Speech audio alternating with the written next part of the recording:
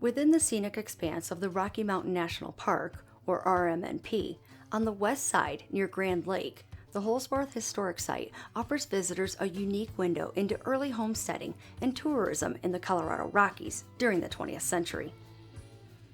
This preserved site tells the story of a determined immigrant family, the evolution of mountain tourism, and the resilience of those who called these wild and beautiful lands home.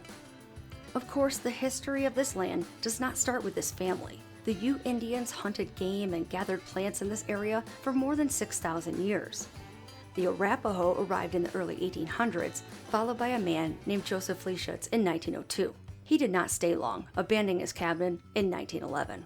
The story of the area you can explore today begins with John Holzwarth Sr., a German immigrant born in 1865 who had worked for many years as a saloonkeeper in Denver. Like many others, John's livelihood was upended with the passage of Prohibition in 1916, 4 years ahead of the national prohibition laws. Faced with the sudden loss of his business, John turned to the idea of homesteading. In 1917, he and his family filed a claim under the Homestead Act, just like Joseph had, for 160 acres along the upper Colorado River, just below the western slopes of the Continental Divide. The Colorado River starts at La Poudre Pass in the RMNP at 10,184 feet above sea level. This site, at approximately 8,800 feet above sea level, was remote and rugged, but breathtakingly beautiful.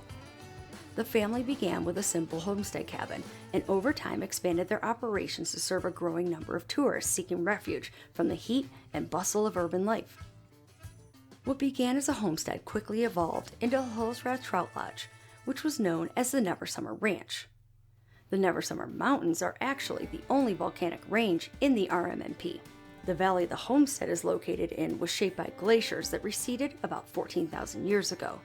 The site eventually included multiple structures built by hand using local timber and traditional methods. Some of the key historic buildings that still stand today include the main homestead cabin, a dining hall, several guest cabins, a barn, and even an ice house. These rustic log buildings give visitors a strong sense of what early life and tourism looked like in the high Rockies during the 1920s and 30s. Guests at the ranch were often city dwellers from Denver who wanted to fish in the Colorado River, ride horses through alpine meadows, and breathe in the crisp mountain air.